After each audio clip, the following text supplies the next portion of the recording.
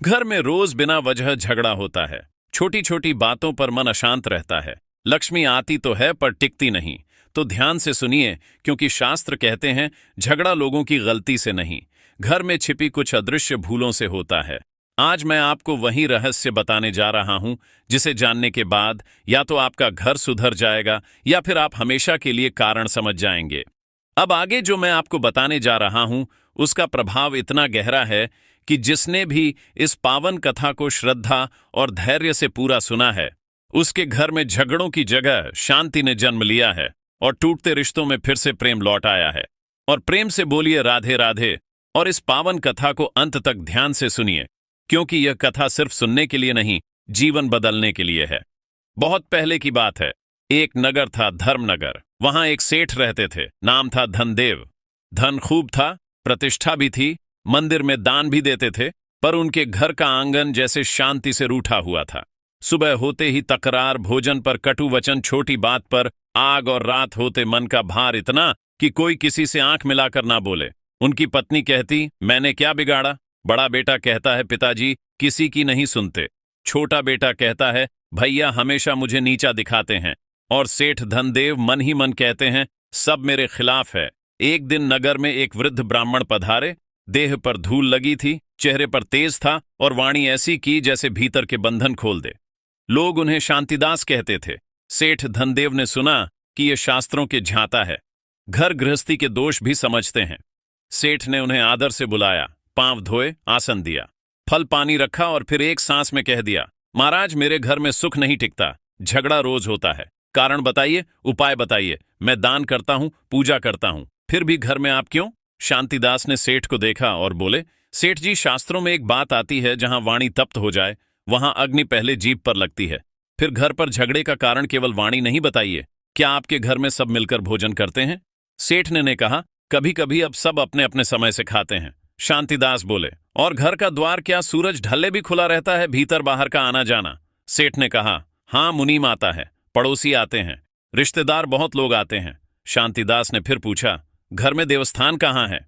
दीपक जलता है, तुलसी है, और क्या आप पूजा के बाद भी क्रोध कर लेते हैं? सेठ कुछ झेपे, महाराज क्रोध तो हो जाता है। तभी भीतर से सेठानी की आवाज आई, इनसे पूछिए, ये हर बात में ताना देते हैं, बच्चों के सामने मेरा अपमान करते हैं। बड़े बेटे ने कहा, और मां भी कम नहीं, हर समय तुलना करती है। छोटा बेटा बोला, मेरी बात कोई सुनता ही नहीं। शांतिदास मुस्कुराए नहीं, गंभीर हो गए, बोले, देखा झगड़ा किसने शुरू किया? ये कोई नहीं कह रहा, सब कह रहे हैं मेरे साथ हुआ। शास्त्र कहते हैं अहंकार सबसे पहले न्याय मांगता है, कर्तव्य नहीं। फिर शांतिदास ने एक छोटा सा तांबे का कटोरा निकाला, उसमें थोड़ा जल लिया और बोले, सेठ जी ये जल देखिए, अभी यह शांत है। अब मैं इसमें एक छोटा सा कंकड़ डालता हूं। उन्होंने कंकड़ डाला, जल में तरंगे उठी। बोले, तरंगे किसकी है, कंकड़ की या जल की? कंकड़ तो बाहर से आया, पर उथल पुथल जल में हुई। वैसे ही बाहर की बात छोटी सी होती है, पर उबाल हमारे भीतर जमा होता है।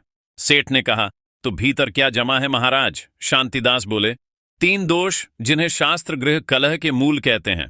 पहला कटुवाणी और अपमान, दूसरा असमान मान सम्मान, यानी किसी को ऊंचा और किसी को नीचा समझना।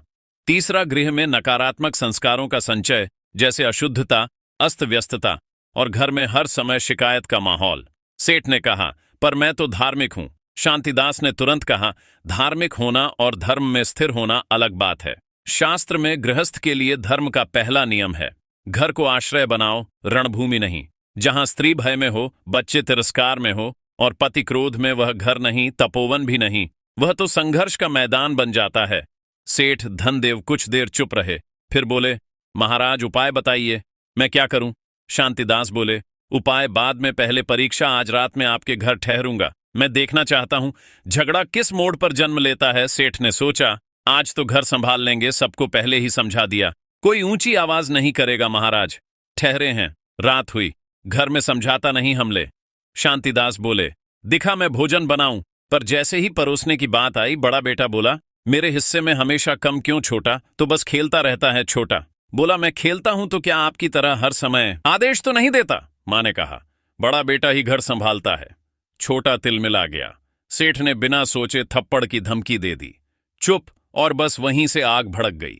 शब्द बढ़े, ताने बढ़े, बीती बातें निकल आईं और कुछ ही पल में वही रोज का दृश्य शांतिदास शांत बैठे रहे। जब सब थक कर चुप हुए तब उन्होंने केवल एक वाक्य कहा, झगड़ा रोटी से नहीं शुरू हुआ था। झगड़ा सम्मान से शुरू हुआ और सम्मान छीनने की शुरुआत तुलना से हुई। सेठ बोले, पर घर तो चलता है तुलना से। कौन काम करता है, कौन नहीं? शांतिदास ने कहा, कार्य का मूल्यांकन करो, व्यक्ति का अपमान मत करो। शास्त्र की मर्यादा यही है। वाणी में धर्म हो तो घर में लक्ष्मी टिकती है, वाणी में दम हो तो घर में कलह टिकता है।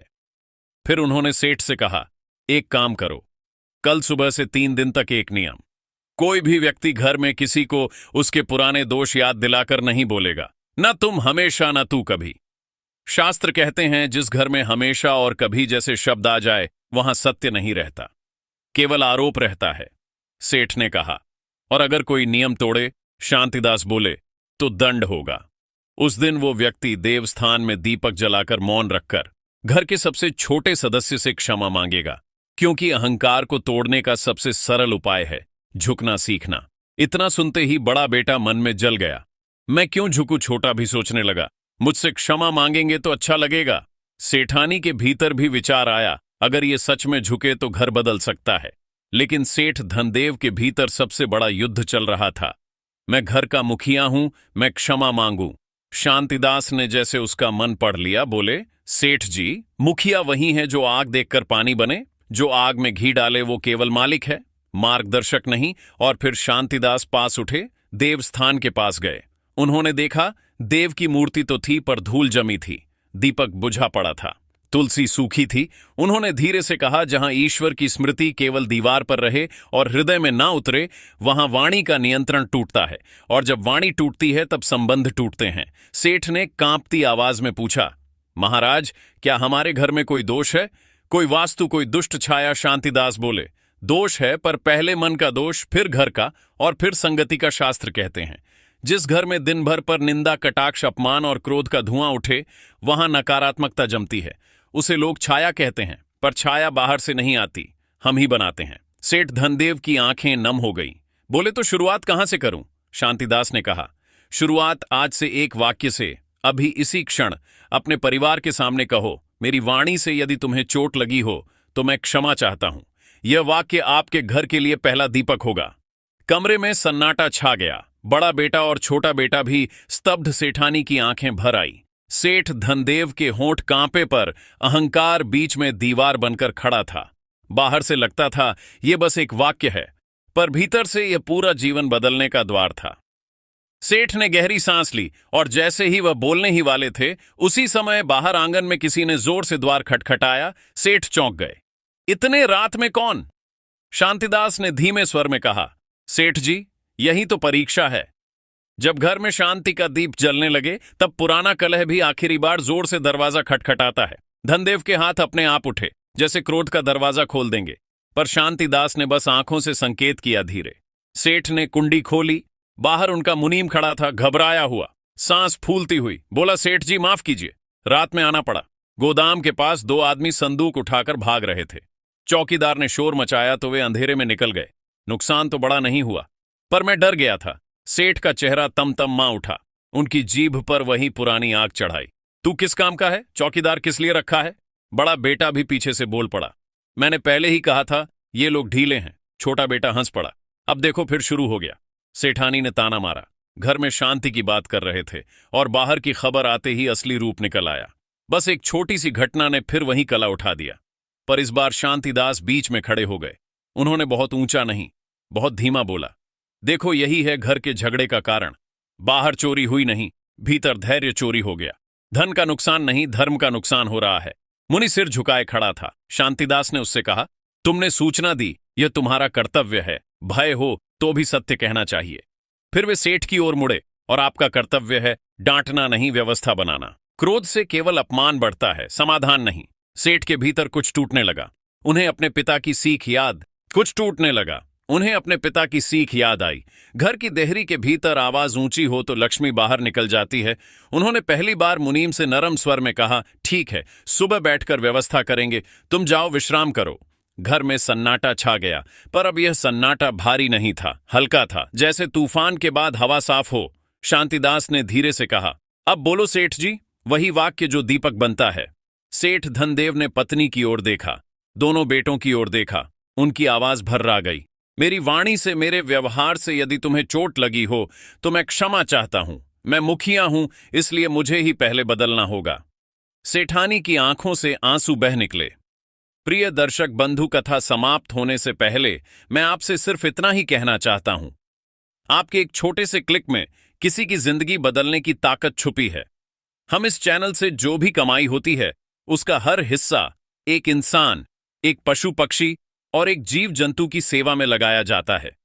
जब आप सब्सक्राइब करते हैं, आप सिर्फ एक बटन नहीं दबाते, आप एक भूखे को भोजन देते हैं, एक घायल पक्षी का इलाज करवाते हैं, एक असहाय जीव को नई सांस देते हैं।